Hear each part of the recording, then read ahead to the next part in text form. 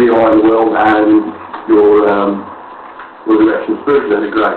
So I'm Guy, been involved in spiritualism all of my life, as far as I can remember back. I'm about 4 years of age, I'm now 51, so it's been around a long time. And around about 1981, I was told to do more earthly things, and it took another 20 years before I got back into the spiritual side of life, which included getting back into doing things like being involved in Reiki, healing, spreading the healing side, which began with progressive to Reiki, and as a result of that, I got involved with meditating more as a result of what I used to do in my teens. So it was all mentioned as a result of that work I used to do, the lady who taught me to do brain healing science, which has resulted in my being able to communicate with those entities for about current frequency range in physical. And there we go. So, John, do you want to give a brief history of John Marshall? Okay, well, kind of similar. I've been spiritual since I can remember. I've been doing healing body work since I was about 23, and I'm 55 now. I do emotional release body work, and I teach in Belgium and in different places. I just did a workshop in Guatemala not too long ago. And I found your book last year and gave it away for Christmas. I've loved it, and I've been using your Earth Chakra meditation that we did last time and having some very interesting results with it. I am excited about today. Looking forward to see what's going to happen. Fantastic. Well, at the end of the session time, if you want to just share some of the experiences you've had with that meditation, that would be fantastic, so the rest of the group can feel some of the experiences that you've had, because I've got some experiences as well from some of the people who've been using it as well, so that's fantastic. Okay, so if you put your box back up to you, and that's Maggie to explain where he is, although I know exactly where he is. He's about 10 miles from me. How you doing, Madeline? Oh, I'm fine. Can you hear me? Yes, sure. I'm okay. So do you want to explain your spiritual history and how long you've been involved in spiritism? Yeah, okay. Well, I started basically about 14 years ago. I got involved in an organisation, I don't know if anyone's heard of it, called the Brahmic Marriage. I did that for 14 years. I basically learned a lot about meditation and hello? Well, yeah, it's not here now, right? Yeah. I learned a lot about meditation. Then I learned all the trade of spirituality, how to how to find out which is false and which is real, and they summoned a spirit who claimed to be God, which I later found out wasn't, and this sort of all technique, and from there I sort of went on a number of psychic courses. After that, I somehow found Guy, and the basic Guy for about 2 months, and comparing everything what I've learned, I can tell now which is the real God, and which is the forefront. So that's the reason at the moment. Hello? Yes, thank you, mate. That's great. You can put your microphone again so you can get in contact with the rest of the guys. Yes, it actually saves with the bandwidth. It makes it much easier for us all to talk. It's something I learned in my what was my everyday job, as it were, working in business, normal for business and stuff. We did lots of telephone conferences, and we all made sure that we only spoke when we were asked to speak. But it made life a lot easier because we didn't get any cross-talk or out-talk as a result of and feedback, more importantly, the feedback is horrendous. So we didn't get any feedback as a result of the model. Okay, Joe, do you want to have a short history of Mother? Joe Beeble, yes, hi, Joe Beeble, 69 years old, retired, live in Kauai. Been spiritually active about 20 years or so. Been to a number of places, the Monroe Institute, the Bruce Moen seminars, Michael Newton in California, Dolores Cannon. And mostly read, and right now Guy's works are very meaningful to me, thank you, Guy. And I don't follow a particular path, but I am a light worker. I kind of developed my own technique. I did find the meditation last time to be quite meaningful. That's who I am, and I'm grateful for this session today and for all of you. Bye. Thank you, Joe. One of the things we're going to go through today is to give a few tips on how to meditate. That's one of the things that everybody struggles on. And I don't mean take that lightly, because I also sometimes have problems with creative meditation, so something that everybody has problems with. So we've got 10 minutes that we can just discuss. So I'll advise individuals based on some of the advice I've received from my own teachers and over the years, and some of the things I've picked up myself during meditation that will help us all. Okay, thank you, Chris. So Chris, can you give a quick short Chris Woods, please? Hello, I'm Chris Woods. I live in Londonderry, Northern Ireland. My awakening started 10 years ago with an out-of-body experience, and I met my guides, and I met my guardian angel. And after that, I had spiritual experiences. It was a profound one, was meeting Christ. And since then, I've told people about the other reality and stuff, and I've wrote for papers and all. But all my experiences I've shared with other people, you know, just to share, you know. And I think that's what I'm supposed to be doing. And since then, that's all I have been doing, you know, just sharing about God and the other reality, you know. That's about it, basically. I'm nothing great. That's it. Yeah, that's fantastic, Chris, because not everybody involved, by the way, certainly is there, is to do with being at the sharp end, you know, the face man, as it were, in the group. It's just as important, if not more important, to be one of those individuals who is doing the work in the background. That is the most important work. The person at the front is basically just there working with that sort of thing done by everybody else in the background. So this is, as an audience, this is an extremely valuable piece of work in the background, particularly. I appreciate what you're doing. Okay, Marley, how are you? I'm good. Can you hear me? Oops. I can hear you, Marnie. Okay, great. Sorry, I was having a little technical difficulty on my end. So, I am a research scientist. I'm a plant microbial ecologist, and I know that since the last time when the word scientist came out, but I've been a spiritual person my whole life, and I'm actually using my science I've been really sort of driven in the last year to add some of these evolutionary principles through spiritualism. And I think it's a blending of science and spirituality that my role is in this world through my science and through plant microbial interactions. And so I come at it from probably a very different perspective maybe than most of you. And I'm a very highly intuitive person, really have been, and that drives my science. And so for me, my spiritualism and connection comes through being in nature and trying to connect to the patterns that we see, and trying to make sense of this, expand this to the bigger, to the world, to try to get people to respect nature. So that's where I come in, and I very much have struggled with meditating. I'm sometimes good at it, and sometimes terrible. So I'm looking forward to today's helpful on helping to keep that focus. Thank you, Molly. Great. Molly on the start of spoken, as I've been telling you guys, outside of this environment.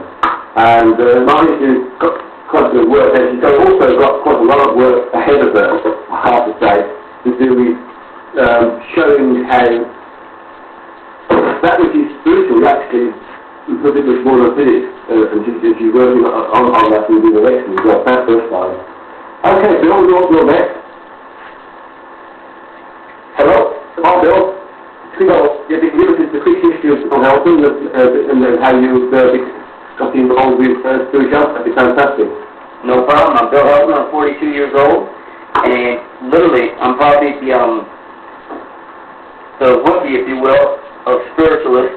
Around 5 years ago, for some reason, I was awakened as if there was something else out there. I was never into a religious or anything like that, but for some reason, like 5 years ago, I just started being consumed to the point that it's like I can't get enough of it from a spirituality standpoint.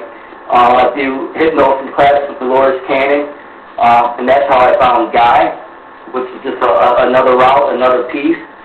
And I literally this is the path I'm going to take to the end, obviously, and then some, but overall, it's just, I can't get enough of it, and from a meditation standpoint, is what I lack, and I know if I put that final piece in it, I'll be able to evolve that much more, so I'm hoping to get some valuable insight on that today. Thank you.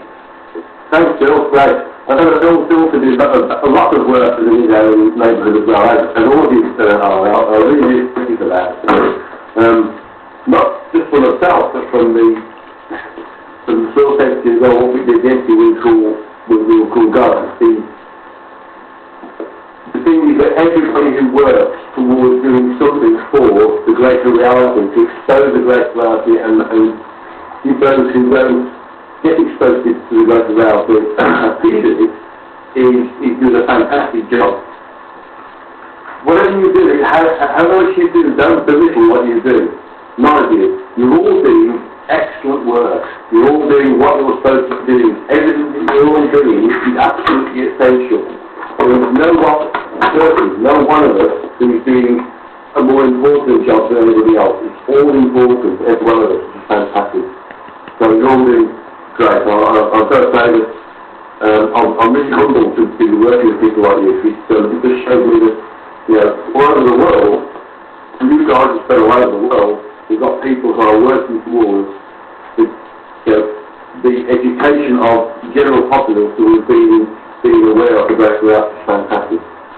Okay, so we've been slightly running behind. It's sort of what I expected because of the start point, but we can move along with that.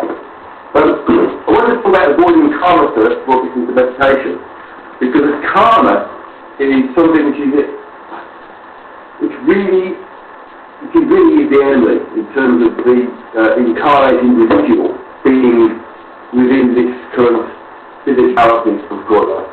Now, on our website, if you haven't, you don't know what it is, or you can use the History of God URL, I've changed it recently to www.guystephenneedler.com. It's all one word. Although the old, if you've got the History of God, the old website URL still gets to that website, but it will get to the book side of the website. Once you get there, you can then start to use the tablet at the top to do the craft. But a couple of posts there, one of the genres of posts is called Avoiding Karma. And over the next year or so, I'm going to be posting, probably once every two or 3 days, some information on things to pay attention to in terms of how we can avoid karma. Because karma is not what we think it is. It's not about, whether or not we do something bad to my neighbour, or whether we push ground under a bus in front of us, or whether we do something good on the other side to try and circumnavigate that.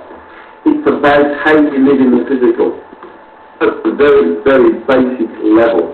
Because everything we do in the physical is, in essence, a potential attraction to us within the physical. Because the physical environment is extremely low frequency-wise, and we're a high-frequency entity. And we've had to wear a suit of clothes that we call a human body to allow us to exist and experience that which we are experiencing while in the lower frequencies of that which we call the Earth sphere and the subsequent local universe, to allow us to work through those frequencies.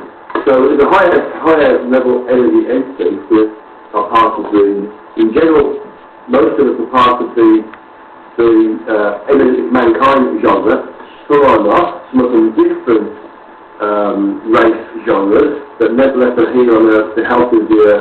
of the ascension because of the wonderful opportunity of the Earth population ascending to external frequencies and therefore the exponential condition as a result of having total free will. So that's all the background, but the big issue is working with the physical without doubt has its attraction in every way, shape and form. Now whether we know it or not, everything we do has the opportunity of being an addiction of some sort, an attraction of some sort, or in some way, shape and form going to link us to those lower frequencies that are associated with the physical. And therefore, in doing that, they will hold us back in our potential to evolve, and links us into this suboptimal condition where we have to continue to get up to this incarnation cycle that, in essence, keeps us as anything against it within the lower frequencies. Because unless we can remove those lower frequencies, we can't return in our entirety back to those frequencies that we initially related from. So, on the website, there's right now 15 different versions. 15 different posts of different things to pay attention to whilst in the physical. And I'm just going to give you a couple of examples here because you're all quite free to do the best one you want to. But one of the examples here is karma is a function of the attraction to the physical, and yes, karma also works in or with our interface with the digital reality. This is you can completely follow on. Because it is a function of the physical. Because it is a function of the physical, it is a potential addiction, serving to anchor us in the physical. What do we mean by that? There is a classic example, because we all tend to use the digital world quite a lot in our everyday existence, so we can put it into the environment. What this means is that our need to be on our computers as often as we can do to do things like Facebook. And we all use Facebook, let's face it, and we all use other things to do with the internet, like surfing the internet, looking at different websites, all this sort of stuff. When it becomes an addiction, that's when it starts to become a problem with us, because then it anchors us back into those lower frequencies associated with the physical world. Another example is loving our enemies. William Palmer Hall says, love your enemy like you love yourself. Now this is difficult. I know it's difficult, but this is the way that we should be moving into. Your enemy is yourself. Recognition of the fact that we're all one, and one with God, removes the need to identify someone as our enemy. How can they truly be our enemy when they are just another part of us? Recognition of this reality and taking of action based upon it is the most powerful way of working karma. When in the physical and we see people around us that we find abhorrent, we don't like, we think that our enemy have attacked our very being, our country, our family, our belief systems, it is difficult for us to get around the fact that actually they're part of us. They are one with us. We are one with them. They are all part of the same energy that was the individualized units of that entity we call God, which identifies itself as the source entity. So, if we can love those around us that we don't particularly want to associate with, but we can recognise the fact that they are part of us, because they are part of the reality. And we can do it in a constant reserved condition, which again is difficult, but it takes mental training to do. And even myself, I have trouble with sometimes getting to grips with this sometimes, but I do realise that the greater reality is what it is, and therefore, I should therefore recognise it and see the way forward. Then we can start to remove those shackles that keep us down again in the lower physical frequencies, and therefore keep us in this area. So it's important to know that even our enemies are our brothers, which is absolutely essential piece of understanding information. But another piece of, in fact, one of the biggest things we can do is to be of service. And to be of service to those who need help, and be of service in a selfless way, it does not demand reward, and that's important. is the most important thing we can do. Being a certain in general creates positive karma, i.e. attraction to the higher frequencies. So you have positive karma as well as negative karma. And the positive karma is that which pulls up, and the negative karma is that which pulls down, keeps us down, the lower physical frequencies. But we must be careful not to get into the mindset that suggests that you will be rewarded at some time those good deeds, those deeds that we consider to be being of service. And it also creates negative karma, because it's an attraction to lower frequencies. So we've got to be very, very careful when we start to do good deeds, because if we do it in a completely selfless and dedicated passion that suggests that we do it for the good of the individual who needs the help, the good of the greater reality that is created by our God or our source entity, and is not for ourselves. That's a very important concept. And it's something we need to really sit back and stand and look at. Another example of the word in karma is to do what we're doing now, basically, to be a good cheer whilst we're incarnated, and to surround ourselves with like-minded individuals, those of spiritual thought processes, okay? And avoid those who drag you down by enticing you to pass and help religious reactions. Now, I fully understand that we all have individuals who we like to help and try to help, but sometimes bring us down when our guard is down. But it's not that we can regroup ourselves later and realise that we've been caught out for a little while, and we can, if we like, work around that to make it feel positive by realising that we've actually learned from this supposed level of being brought down, with our guard down, then we can move on and upwards as a result of that. And I've got one more before we have to move on towards meditation, because we've been moving through time quite quickly here. And my distraction. One of the things aware of our desires. For desires are, in effect, fast tracks towards lower frequencies through addiction. Okay? If our desires are to the things of the physical, then they are anchored in the physical. If our desires to communicate with our creator, our source entity or God, then you'll resolve the route toward the higher frequencies being positive karma. So, desires are such as not being completely happy with that car that we've got, for instance.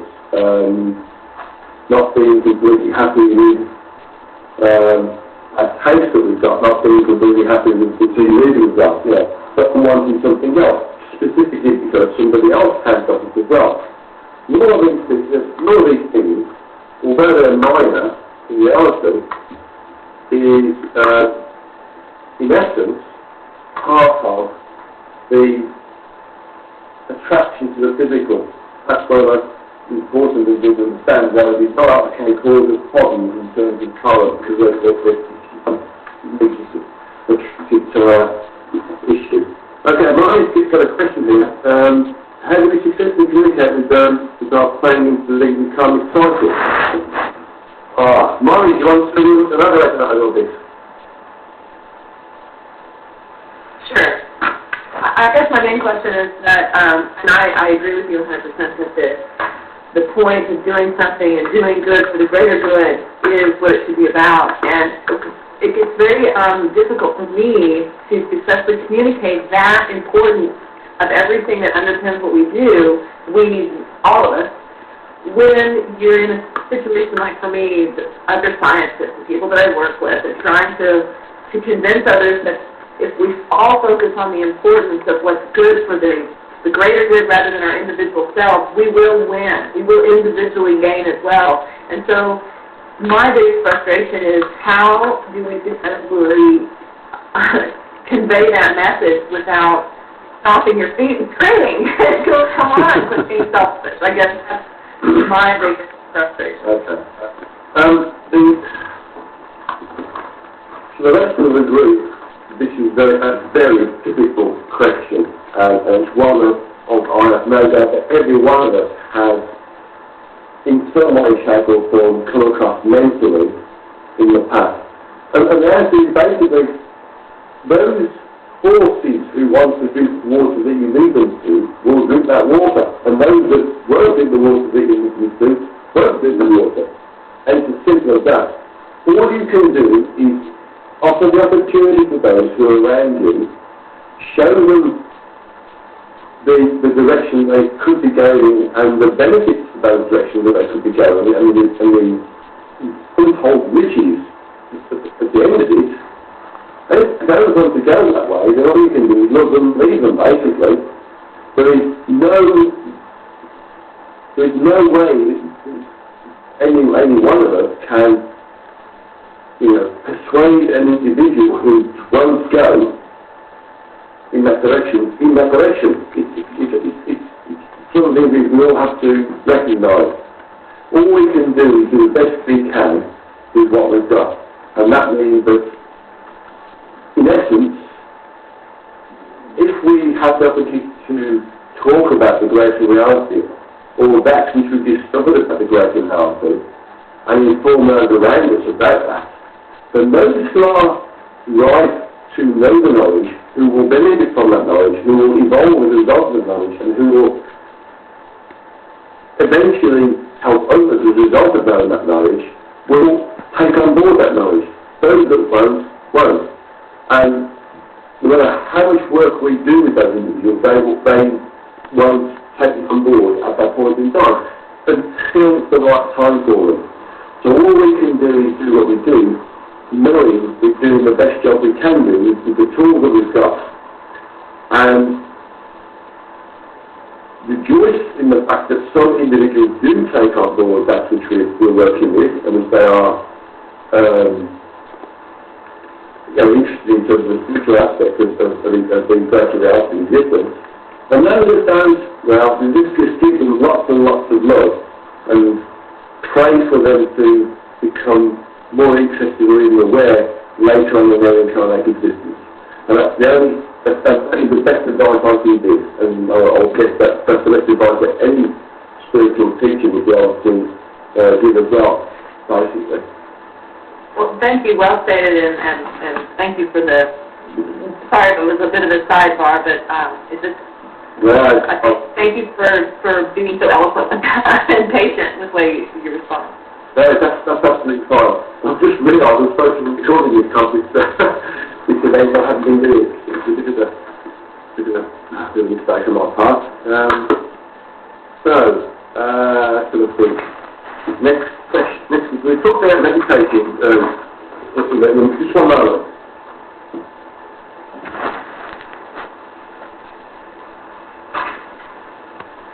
I'm recording it, Guy, and I'm putting it on Facebook.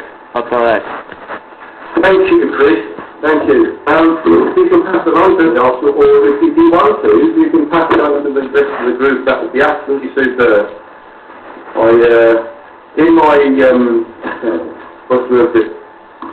My focus upon getting everything sorted out, I completely forgot it was a crawling part of the thought I talked about. So if you could send us a file of everybody can do, or if you reach the emails or a dark Chris, I'll be grateful, but I can pass on to the rest of the group. That'd be fantastic. Okay, will do, Guy.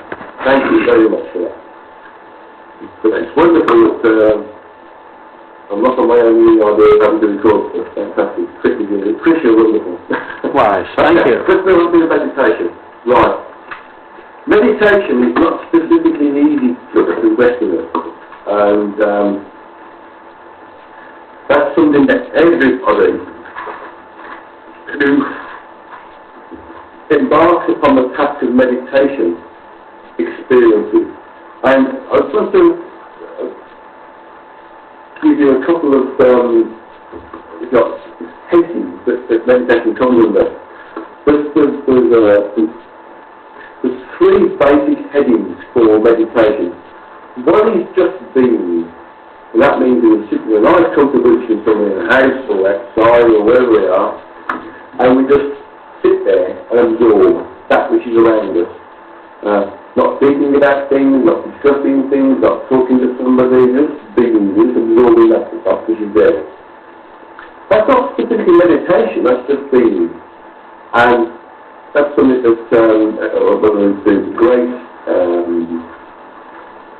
current spiritual teacher, Eckhart Tolle, is good at working with. He calls it being in stillness or being in the now. And just being is a very important methodology, that perspective. It gives us opportunity to focus on that, which is just at this point in our existence. Please don't not use the word time there. But it means that we're able to just concentrate on that which is happening now, rather than working with that which is happening in the past, or that which you'd be thinking about what will be happening in the future, or in fact those that are moving and passing around us at this that particular point that we have in meditation. The second version of meditation model is in two parts. It is focused meditation, and that is one that we focus on a problem, i.e. we sit and we work out the problem, we concentrate on that problem, we look at how the problem started, what the things surrounding were that caused that problem, and how we could work with the problem to alleviate it. And that's what's called focused meditation. Well, really, it's actually focused concentration rather than meditation. The second part of the focused meditation, concentration, is focusing upon God, or the source emphasis, or us being part of that which created us, our God, our source emphasis, our Father, our Creator. All of those words can be used in terms of this particular form of focused meditation. Now, focused meditation is very useful. Now, I'm going to come back to that ultimately, but we're on the other parts of meditation first, because the big problem. But in essence, focused meditation is the way forward in how we do things, and there are very different ways of doing it. Now, I'll put this one side for a moment, because this is going to be the major part of this particular slot. Because the next meditation is to do with, basically, just random thoughts. We think we're meditating, but we're actually bouncing around from one thought to another thought, doing nothing physically, but we are in fact just bouncing around in our mind for different things. Thinking about, what should I have done yesterday, that problem I had, or that argument I had with somebody, because I'm get the washing, I forgot to go and get that socks today. I was supposed to go and do the shopping, I need to go and fill a car with fuel. All these sort of things are random thoughts. And actually, as part of meditation, it is the enemy. Because although meditation is part of meditation in our life, it is an override to that which we try to do. It is the ego trying to regain control of that part of us which is trying to release the ego. So it keeps bringing us back into that part of us which is, if you like, anchored with the physical. So when we try to focus ourselves on a specific meditational subject matter, or saying God, or just using our mind in anything, any thought processes, unless we are really guarded and really focused, we will always suddenly find ourselves in, I'm just thinking about how I should have asked that question to my friend last yesterday, or yes, that meeting at work this morning wasn't particularly good, was it? Because of that I didn't do it. All of these things come out, and next thing you know, you're in this thought process rather than the meditational process. So, the way to alleviate all of these problems is to engage in a repetitive, almost physical, but certainly mental process that allows us to enhance our concentration, enhance our focus, and work on that which is more akin to the reason for our meditation. that brings me on to how we sit and how we concentrate, and how we focus our concentration, and that's point where we've got meditation. Many people who teach meditation teach about how you can meditate lying down. Well, lying down is very comfortable, but ultimately leads to failure because we ultimately fall asleep. And every time I personally think I can meditate whilst I'm lying down, I have to go through a serious level of concentration a number of times during that meditation to make sure that my body doesn't fall asleep whilst doing what is quite obviously an opportunity to fall asleep and regain energy. So lying down isn't a good thing to do when you do meditation. The thing to do is to put yourself in a position where you are comfortable, not uncomfortable, i.e. that level of uncomfortableness that would distract you from that which you are trying to do, which is meditate, and you're in a position where you're not going to be interfered with by any external forces, i.e. external noises, anybody else within the house moving around, trying to attract your attention to do something because they've forgotten you're meditating, or things like animals moving around the house and you've forgotten there's a cat in the house and the cat's in the same room as you and they're trying to scratch the door to get out because you've not them in.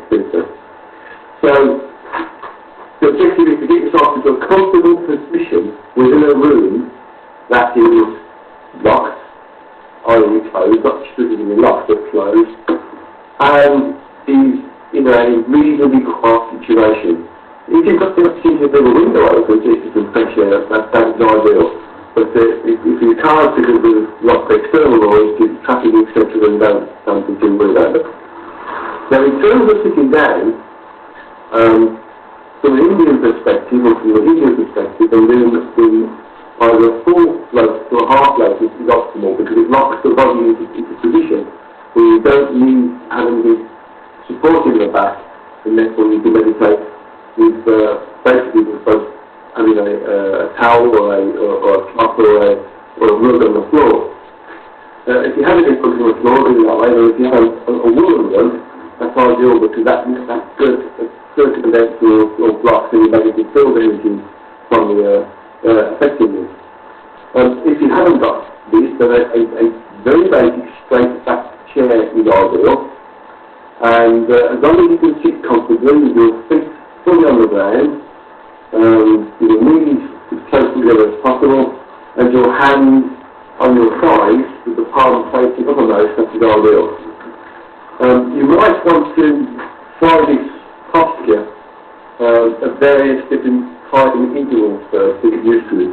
It's just 10 minutes first, and then you get used to that, then do 15 minutes, and you get used to that, then do 20, then you get used to that, then do half an hour, and then you get used to that, do an hour, and then you get used to that, do an hour and a half, for instance.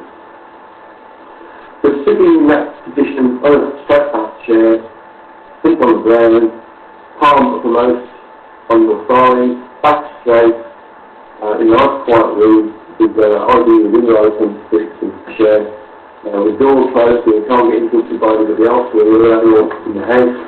This is ideal. Now, once you've achieved that position, then you need to create a focus. And the most ideal method of creating a focus is to have a mantra of some sort.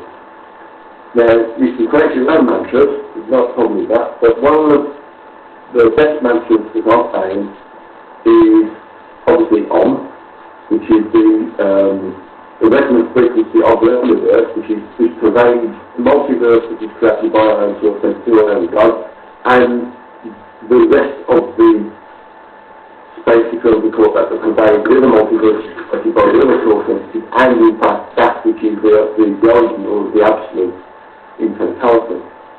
You can continue to say Om,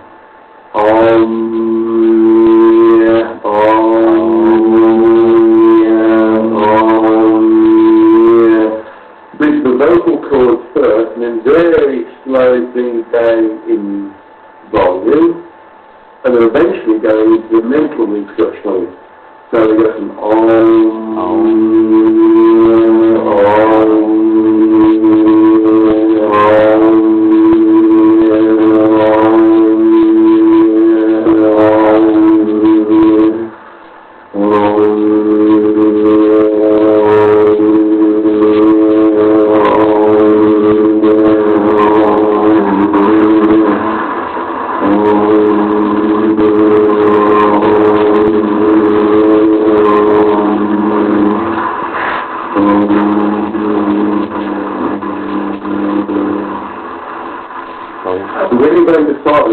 then mental.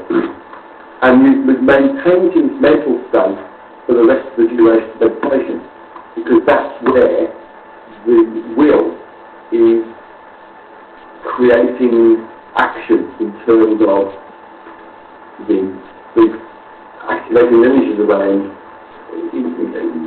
increasing your frequency and therefore allowing you to access those energies that are relative to the greater reality. Now, another good mantra is to create a link between yourself and your creator. Now, there are many ways of saying that. One is I am one with my creator, or the one is I am one with my father, the other one is I am one with God, the other one I am one with all. So any of those can be fantastic. And of course, we can start with a physical representation of that by saying a repetitious basis for the totality of the meditation. For instance, if I was to use my father and I are one, my father and I are one, my father and I are one, my father and I are one, my father and I are one. I can keep repeating that for the length of the actual meditation itself, either vocally or within my mind level. It's better to do it in the mind because it gives you the intention behind the thought process. The vocal aspect gives you something to anchor yourself onto in terms of how it should sound in your mind. Now, what we'll do with that, and potentially other mantras that you may have invented for yourself and you feel workshop for yourself, we can focus our visual eyes on that point in front of our forehead, which is in between the two eyebrows and just above the bridge of the nose, which is where the sixth chakra is, the third eye. But we focus our eyes, whilst our eyes are closed on that point, then we give it direction as well. We are looking to see that which is being, either verbally or mentally, and give it substance as well. So in terms of meditation, these are good examples of how you can be successful in meditation. Now, one of the most important pieces of advice that I receive, and therefore I'm going to pass on to everybody here, is that don't give up. Okay? Never give up on meditation. When we are is our focused meditation on contacting God, like my Father and I are one, or my Creator and I are one, or God and I are one, and repeating that both either verbally or mentally, we should continue to do that. Now, it may take us several months or even years, and does take people years, to get from the point of daily meditation based on that mantra, which may be a couple of hours a day sometimes, around working out, around evening, or if we can't spare that time, we can dedicate ourselves to an hour in the evening, for instance, or half an hour in the morning, half an hour in the evening. But it may all take us 3, 4, 5 years before we start to get contact with that which we are trying to achieve while meditating. The most important thing is that you don't give up. You keep going. You keep trying. You keep meditating. You keep trying to remove the noise that surrounds us, which is part of the physical world and therefore part of the invented reality that we've all invented and we all create and we all work towards using is part of our incarnate life and therefore experiencing a low frequency, which is only transient from our perspective. But because that part of us which is energetic is how you live in a physical body, to allow us to experience that, it can somewhat cut off as a result of a low frequency, low bandwidth opportunities and the lack of communication, and that we should agree to having lack of communication as well. But from the perspective of where we are, we have to fight through that which we've had a lifetime's worth of negative conditioning, we are told that we are only our physical body, and that's it, which is nonsense. Because that is not real. Our real reality is energetic. But we've had so long being told by our friends, our peers, our teachers, our parents, our media, our seniors, our politicians, our world leaders, every one of them is telling us that we are physical, and that's it. It's a difficult thing to get past and work with the greater reality that is that we are all energetic, and that part of us which is physical is really a vehicle for us to experience these lower frequencies. So meditation is a route to remove that sort of the offer. Okay. Right. Okay. Do you have any questions on that? Yeah, guys. Yeah, sure. Hey, Manny, I have a question on that. Okay. Right, you know, we're talking about the world leaders lined up the body. Yeah.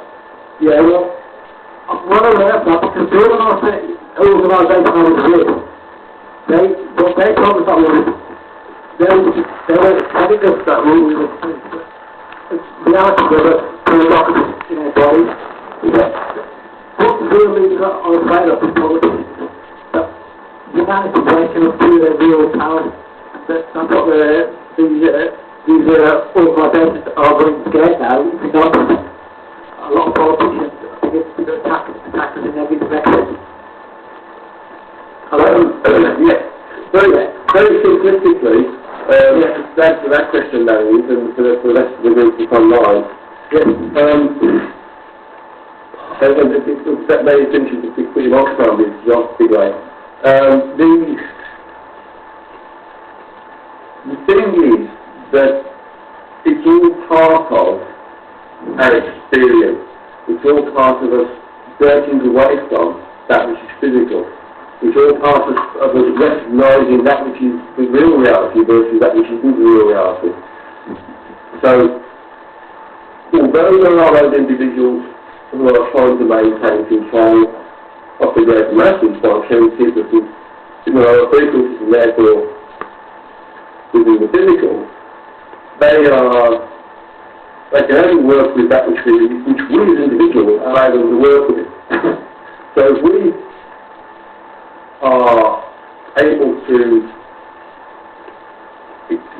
apply a level of discernment within our own thought process that gives us the opportunity to quantify the reality versus that which isn't real, then we don't need to have these individuals telling us what to do. Even though they will do, at the end of the day, they are not capable of holding us back in terms of our evolutionary content and right and frequencies. So in terms of meditation, where some organisations may well try and use bits of the truth to try and control us, actually the devoted individual who is working towards being one with God and being a service to the rest of the group will recognise that actually that level of control is required and we can move on from that. Okay, thank you, Larry. Okay, so you've pretty much done this. Anyone else got any questions on that before we move on to the recognising our energy shift? That's quite an important concept we need to work with. No? Okay. Right, okay. An item on the agenda was recognising our energy shift. What I mean by that is how do we recognise when we are moving up the frequencies or when we're experiencing higher frequencies? Well, there are lots and lots of physical feedback methodologies that we receive that we, to be honest, we all receive on a regular basis, but we may well ignore on a regular basis, and therefore we don't recognise these things as our movement of the frequencies. Some of these are relevant to not specifically doing meditation or working with life, or working with the high frequencies, but it may well be to do with how we feel or how our body feels, even though we're quite healthy at any one point in time. So, if we work with, for instance, raising our frequencies through meditation, one of the things we should be looking for is how do we feel?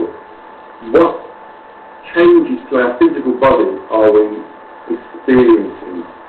Now, one of the most common feelings we get when we're working meditation to, for instance, dreaming God, for instance, and when we are starting to rise to the frequency as a result of that, is that we start to tingle in certain places. Either the hairs in the back of our neck stand up, those minor chakras in our hands start to tingle, the hair and the skin in the back of our arms start to tingle or stand up, and we start to feel different things. We sort of also feel energy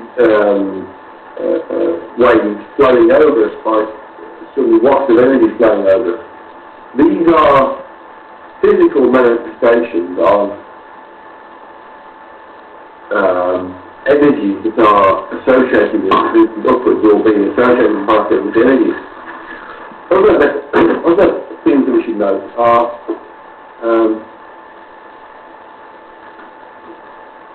our thought processes. We may well change our attitude or our thoughts towards a certain thing. For instance, we may have had hang-ups about having enough money to do certain things, or enough money to live, or enough money to do what we like to do, but we probably won't do it right now, but we just like to have that money in our back pocket.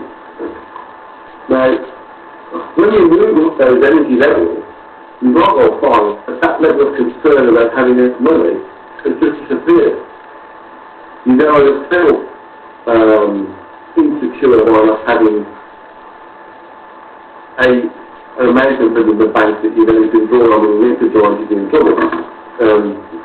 You may also not have inhibitions about talking to individuals in a certain forceful way. They start to discuss things with you that you know is incorrect. You may realise that you're not concerned about moving into a certain neighbourhood, for instance, or talking with certain individuals who are supposedly of higher status or stature than ourselves. We start to see them as the same as ourselves, and the same with individuals who are not so fortunate to ourselves in terms of their financial and physical conditions. We don't start to walk away from them or shy away from them. We start to talk to them about why they're in the position of living and what we can do to help them. Or we might be lying or just giving them a few dollars or some money to help them along their way. Whereas previously we would have had significant inhibition without doing this. So, these, along with others, are little symptoms, little signs that we can use to remind ourselves that we are in fact moving up the frequency, and that we are in fact experiencing energy shifts. Other physical, certainly more common physical ways of telling we are moving up the frequency is experiencing those physical responses that you attribute to the flu, but you've not got flu, you've not got influenza, but you've got muscle aches, you've got joint aches, and it's quite difficult to motivate yourself when you've got those levels of physical response. But those, when you are fit and healthy and you've not got a cold or flu and you've got those symptoms, are another way of recognising the body is coping with the changing frequency. And therefore you're moving at the frequency your body's having to catch up. Other ways of noticing this is the lack of tolerance for alcohol. Now alcohol, without doubt, both service and injurious, is a low frequency fuel for the physical body. But whereas we used to be able to cope with various volumes of alcohol, being related or spirit related or wine related in the past, as we get more and more inviting towards our spiritual direction, we notice that we actually can't cope with what that which we start to cope with. In fact, some of us can't cope with anywhere near what we used to be able to cope with. And that is because the body moves frequencies, it can no longer tolerate those fuels that are lower frequency, and therefore we have a hard time when we do actually imbibe those fuels that are that frequency. And this is also relative to eating things like very meat, like beef, pork, etc. And even any other small meats like chicken and fish, especially also meat or fish meat, we will find that we are much slower and much more lethargic as a result of eating those foods. So what we're doing is we're stuck with vegetarian diets or food-based diets. And just recognising where we were a couple of years ago versus where we are now in terms of how our body responds to eating for those fuels or even sometimes just tasting for those fuels from a variety perspective. Have a big issue with it. We will also do worthwhile now. We think about wheat, because as a cereal, wheat is extremely effective in terms of slowing our frequency down and our energy down. So things like avoiding bread, which is based on wheat, rye bread is better. Is a little way of recognising that we are moving at the frequency, and therefore if we eat wheat-based products, if we do biscuits, if we do cereals, if we do bread, we also got things in there that simple packing supplements. Will tell us that we are in fact struggling with the lower frequency aspect of food that we previously didn't have a problem with because our bodies were low frequency, but now we're higher frequency, our bodies can now we have a lot of high frequencies that can't cope with low frequencies. Okay. Is there any questions on that? You can recognise our energy shift, or are they a good example of where those properties are changing our bodies with energy around? Great.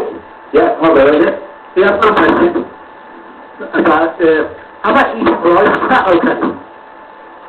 I think rice, yeah, I don't get really few things about rice. I mean, rice is fairly, it's carbohydrate, and therefore it's a slow burning energy, but it's not one of those fuels that is, it's like, specifically energy absorbers. You don't lose more energy by eating it, what you gain by eating it. It's quite a very basic food stuff. And also because it's based from what's essentially a root-based plant, and obviously most of the rice plants in the earth, it doesn't actually cause the problem so much. Which is quite dichotomy because the rice is genetically very similar to wheat, which is just a technology surrounding it, that's all. Okay. One more question about meat eating. Yeah, Yeah. I mean, people say that we need protein. Do we really need protein, or is it a bit? Do you need protein? Yeah. If we need protein, we can get protein from other sources. We don't need to get protein from meat. We can get them from nuts, pulses, and there's other forms of, I think, some of the fungus derivatives, some of the mushrooms have got protein as well. Certainly corn has, which is a fungus-derived synthetic food. Although synthetic foods aren't a good idea, but nevertheless, yeah, you can get protein from other food sources other than pure meat, definitely. And protein is good for our bodies, definitely. And obviously you can get protein from milk and from cheese. Even though it's an animal product, it's not. And it is quite a low frequency product. It's not as low frequency as the meat itself. Okay. Thanks for that. Okay. Anybody got any questions there before we, that we've certainly enter into a period of questions and answers before we go to the end of the presentation. No. No, if nobody's got any questions, I want to ask, and I can potentially give some answers, or... Guy, Yeah, sure. I'm well read in Dolores Cannon, and she talks about diet and sticking to fruit and veg and stuff. You know, I'm just wondering what effect sugar has, raw sugar on the RNA DNA. You know. Ooh. Because I'm passionate to buy a chocolate now and then. There's all sorts of scientific evidence now. If you were chocolate, you good for it. I'll start saying the cigarettes are good for us. Let's take it through.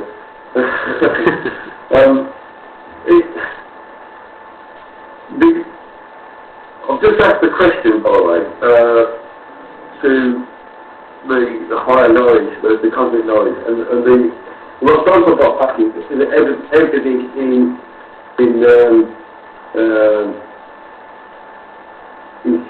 visible amounts, basically. If most foods have got enough salt and you put sugar in to enable us to exist properly, when we refine certain aspects of certain foods and purify them out to be only that aspect, then we are forcing the metabolic function of the body to deal with that in an isolated perspective.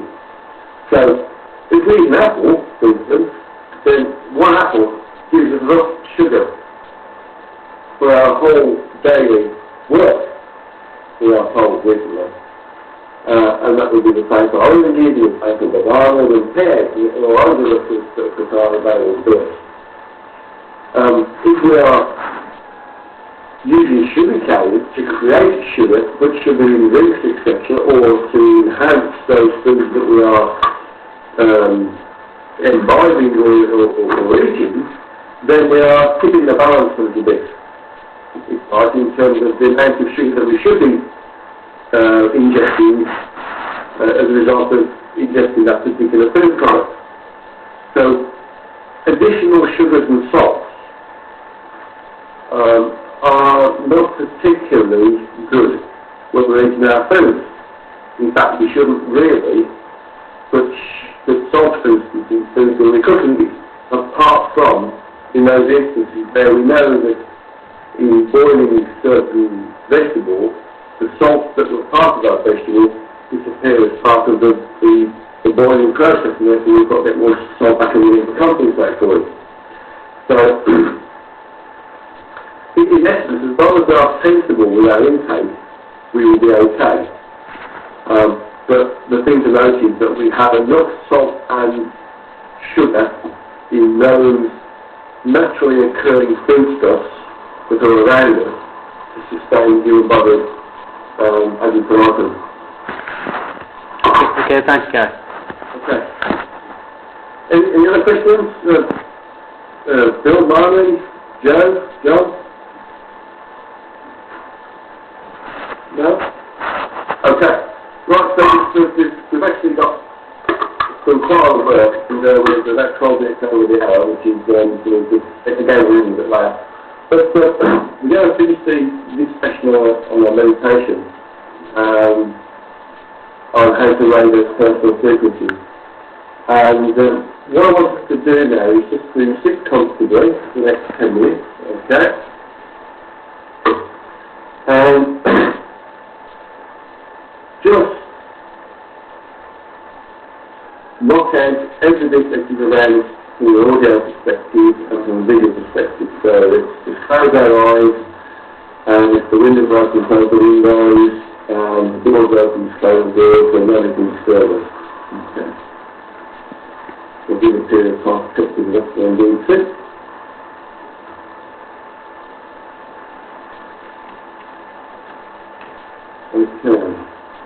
So, and I'm going to very quickly give us a couple of examples of some of the work we do on the workshop to allow us to convert the frequencies. So in the next 10 minutes we're going to do some very, very basic work. Raising ourselves up a couple of frequency levels by activating the chakras, the chakras of the human body, And in doing so, we do in fact activate certain energies that are associated with the human energy field, or human aura, on the auric levels that are associated with those chakras that we're working with. So let's sit very comfortably on a chair or whatever we've got.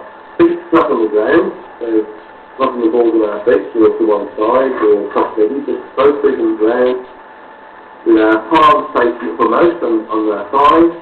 And those of you following the workshops, because I think Chris and Bill and John are later in the year, we'll be doing lots of this over 2 days, so this will be a bit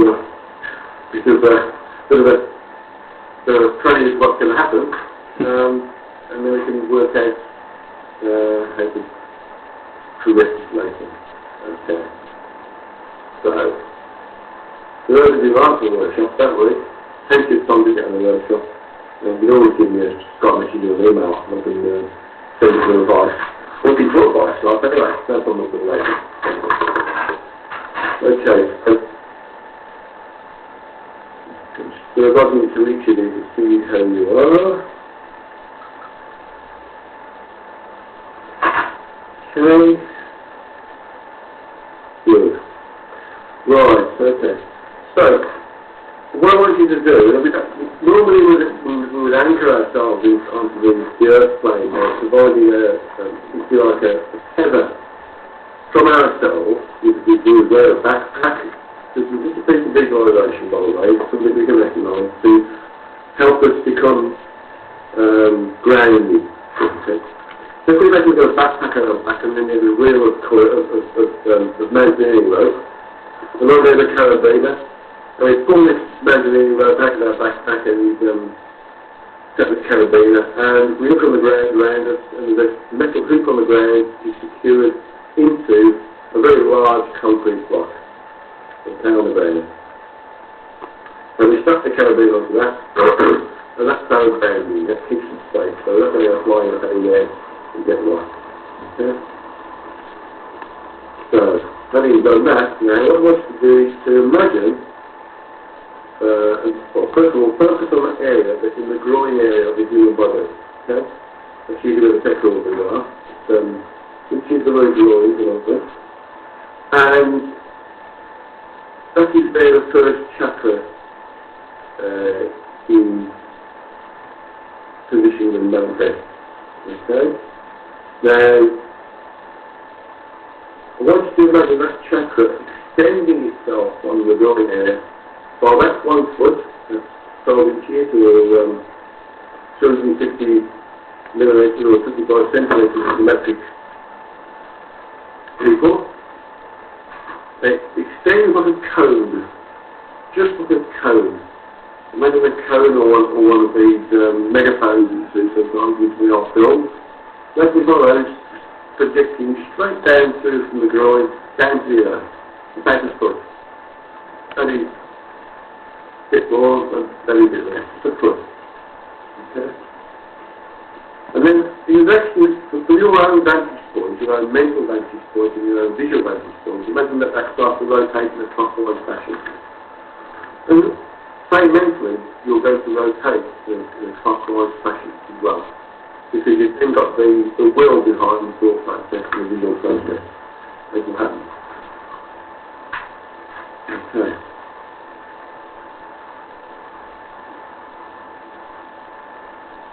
Now, once you've got that chakra rotating, I want you to just pay attention to your body.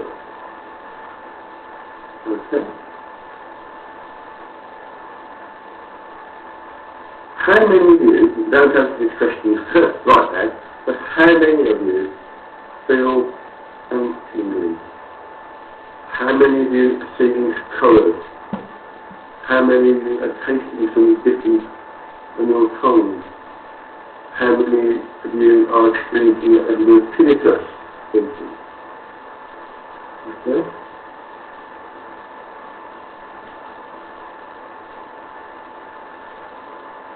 What this condition you're experiencing now, there is formed with this exercise.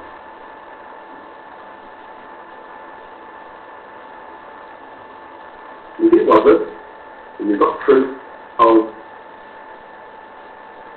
that the radial personal frequency above that base frequency as it was before you started the exercise. Okay? Everybody should get something. It might not be one of those conditions that I have just talked about. It might be something else. Okay? Any response is okay. As long as it's something you can recognise as being different from that which you were experiencing before we started the exercise.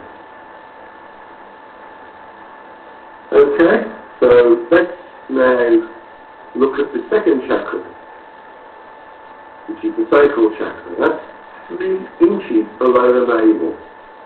So it's on the lower stomach area, spinal area, 3 inches below the belly button, and the navel. And again, it ends out like a cone from that area. Okay? And it's just straight out in front of us. So whereas the cone is part of the first chakra, the base chakra, which is extending from our groin, it goes straight out to the ground, it goes straight out into the earth. Okay?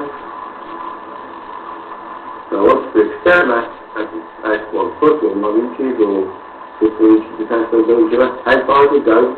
And get a final go, and when it stops, then rotate it in a clockwise position.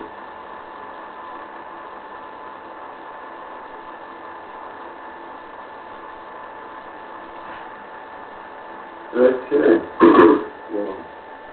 I want you to recognise or recall mentally that change that you've experienced in the methodology that you experienced in terms of going from 0 frequency increase, the first frequency increase is going to activate. Now going towards activating the second layer to exercising the second chakra or the solar chakra. So, your colours change, your taste, your tongue and your palate change, you're hearing a different level of tinnitus, are you hearing a different type of tinnitus, or are you hearing feeling a different type of tingling on your hands? All these things will change slightly.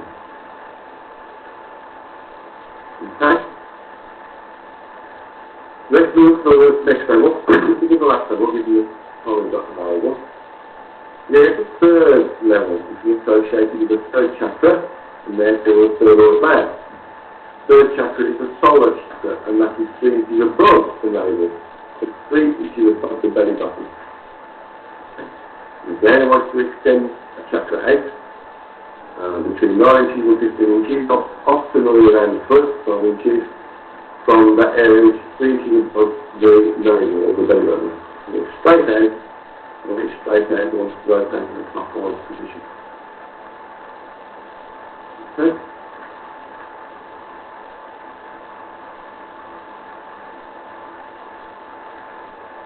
Fantastic. And when you've done that, I want you to just record the change in your body that you recorded last time. So, if you've had a difference in colour, you'll get in the mind's eye, and you've got difference in colour now, from that which was on the second level, compared to that which you've got on the third level now. So you're tasting something different, you go from metallic content to a chocolatey content, or to a coppery content, or to a silvery content, or to some sort of food-based content that you can taste on your tongue, that you weren't tasting previously, in the previous 2 levels. Are you experiencing some different type of noise in your mind's ear? In different frequencies you can associate with tinnitus, which is the same as the previous one, or the one before that.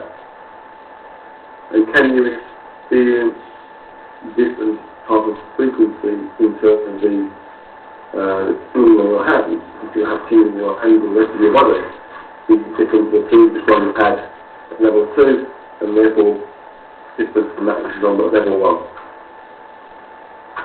Okay, just record those things. These are evidence, okay, raising our frequency.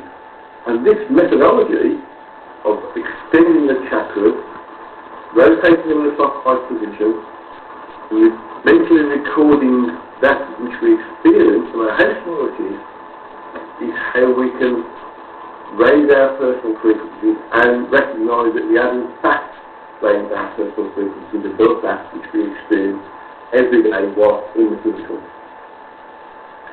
Now right now, all we've done is move up 3 levels. We've come from the base frequency level that is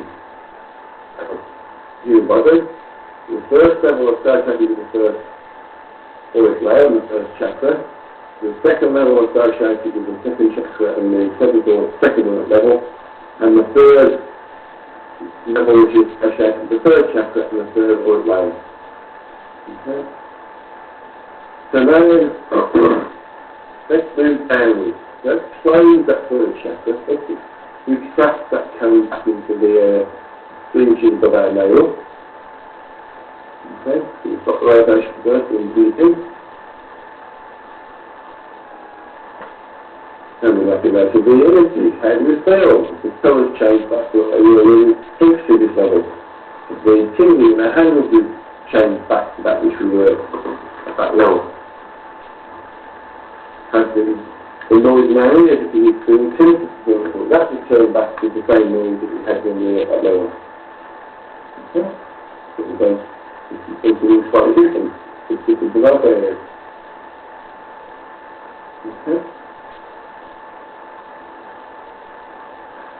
And then we move down again to the first level, so we close the second chakra. That chakra which is 3 inches below our navel, that cone. We stop the clockwise rotation and we extract it back into the surface of our stomach.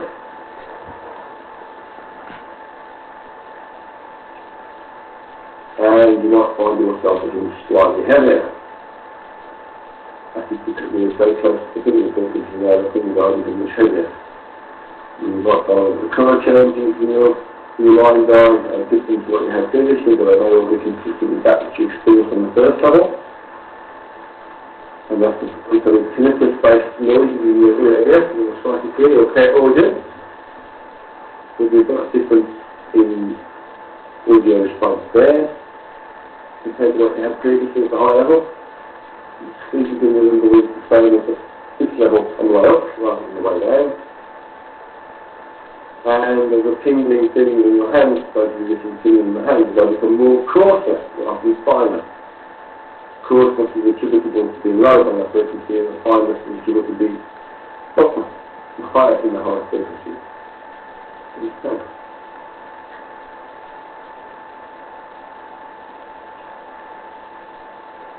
And when you're happy with what you've done there, and let's go down to the base chakra and stop that rotating clockwise. The one that base chakra is the one that protrudes down into the ground from our groin area. Stop it rotationally, reflect it back into our groin area in pericardium. So it's explained and therefore the first auric layer is no longer activated. You'll start to become more in your body, you'll start to become more physical, frequency feeling in your hands, you can feel the vibration of your tools in your hands, you can feel size, more robust, more fire, tinnitus in your ears might have gone, or if you don't, just become a lower depth, a lower frequency pitch.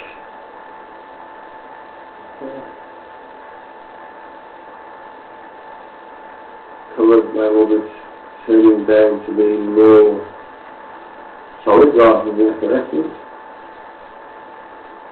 And the same level as the body right now. So all we have to do is go to that sensitive table, the backpack, we didn't talk about it, so it's not very well very fast, not a problem, and just count down and start hitting it down. Okay, take the backpack off, put the remaining back inside the backpack, and go outside. And open your eyes. Okay. So, did any of you feel any of those different responses to your frequencies? John? Yes, I thought that was actually quite lovely to pay attention to the different types of tingling and the way it felt on each level. So that was very noticeable. Good.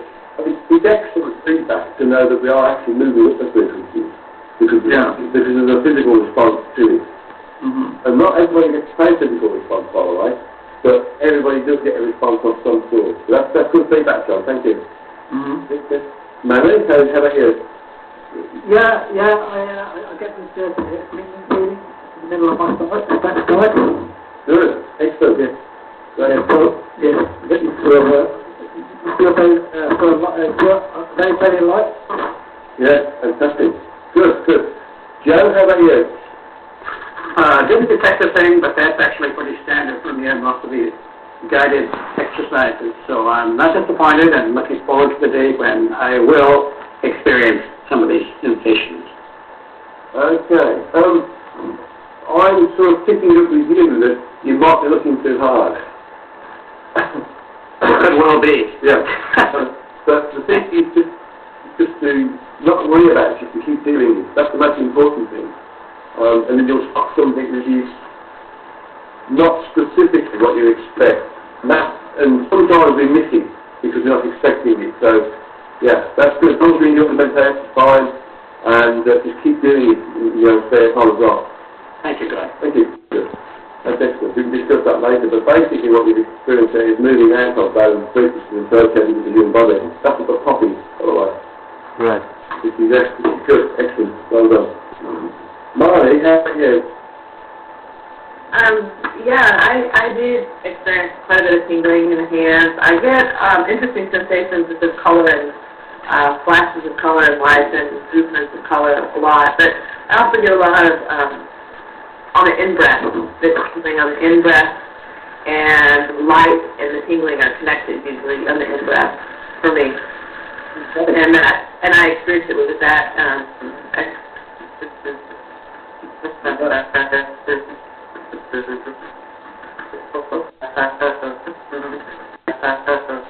You basically suggest that you are in fact experiencing something that is also going up the frequency. This is something we should be, all of us should think about registering because with in physical responses, it's absolutely physical proof that we've got that we are moving up the frequencies. Okay, thank you, Molly. Phil, what did you experience? Yeah, I started feeling light in my hands as far as the tingling and feeling light, but I'm also in a vehicle in a parking lot being interrupted a lot of different ways. So I didn't want to miss it, so I had to pull over and just park here for an hour on my iPhone. That's okay. But you definitely felt some differences between being in everyday normal existence versus working that little bit of a meditative exercise. Absolutely. And that's fantastic stuff. Because all of these things, no matter how small we think they are, all of these things are absolute physical evidence that you are rising through the frequencies. There is not one person amongst us who won't have experienced something, whether we recognise it or not, they will have experienced something that is evidence that we are moving to the frequency. Even if you felt well-being, or you were content, or happy, or pleased, all of those things are evidence that you've moved up the frequencies, or moving around the frequencies. Don't worry about the various different types that I've explained as being evidence.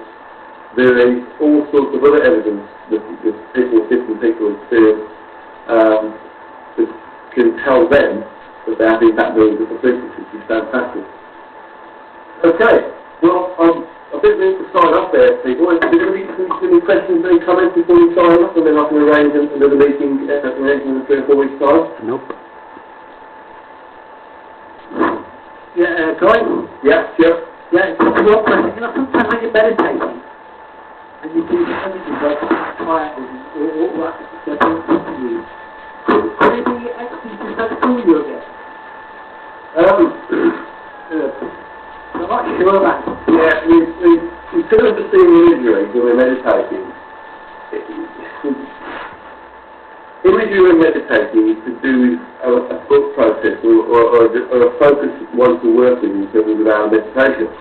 So if we've got an underlying subconscious question we've got, then that which we receive back in terms of imagery is based upon that subconscious question in general. Unless there is, as you've experienced, Mary, other lower frequency entities who are trying to use you to come into this lower frequency reality, so I call that. But in essence, most imagery is, or meditating, if you've got a focus upon communing with God, should be ignored basically. Unless you're doing up totally and say, I want to receive information, then you've got to look at the imagery that's there and work with it, try and decipher it and get in contact with the source and the cosmic consciousness to understand what those imagery were and what they were trying to tell you. Right. Okay. Okay, thanks for that. We can discuss this in the meet-up next week. Yeah, we can, yeah, so I need to ask you a few questions. Okay. Okay, anybody else have any questions before we start off? I just want to say thank you guys for setting this up and organizing this. I really appreciate it. No problem at all. If anybody's got any questions, please email. I'll try and respond within a day, and I'll try and respond with information from the source for you. So it's better if it comes directly from the source rather than from me. Although I've got plenty of experience in these things. Sometimes my own experience is relevant to me rather than that which you need to experience. So I will do my best to get information from the source with respect to the question you have. Okay. Anybody else have any questions or any things to say before we start off? You're there, and thanks again, guys. Much appreciated. No problem. Thanks to all of you for signing me. I know it's about an hour and a half or so, which is just longer than the hour that we advertised. It's fantastic that you're all dialing this. Please note that the level of triangulation that's in effect across the world by you guys dialing in is immense. And the people around you and the people in between us that are affected by the free energy that's associated with triangulation is absolutely immense because you guys are all communicating at the same time. So please, give yourself a pat on the back when we finish this link, because you're doing a great job, and even though sometimes in the face of adversity you wonder why you bother. Actually, the fact that you are bothering is actually doing a massive job, and the triangulation of doing this work it seems like now is unbelievably strong. It's helping everybody around you and helping you more than you could possibly realise. So thank you all for that. And thanks for recording the session that I forgot to record it again. So thank you, Chris. No problem. I'll put it up on Facebook if anybody wants to see it. It'll be on my Facebook, Chris Woods. Yeah. If you can put it up on Satsanga as well, Chris. I will do, yes, I will do, yeah. That'd be fantastic. Right. If you can send me a copy as well, I can also ping it out as an email to you. Okay, will do, guy. Right. Fantastic. So Chris has done a good job there on recording that. He'll put it on Joe's Facebook, he'll put it on the World Satsanga Facebook thing. So for those who aren't on Facebook, then I'll send it out as an email with Chris's blessing to the guys who haven't been involved in today's meeting. They're all eager, I know they're all eager to take the recording, so thank you guys. Okay. Okay, so on that note, we'll sign off and give you God's blessings and greetings to all of you, and Namaste. Namaste, guy, and thanks everybody, thanks brothers. Thank you, Bill, thank you, John, thank you, Manny, thank you, Chris, thank you, Marley. Thank you. Thank you all. Thank you all. Thank you. Night, night. Bye. Bye-bye.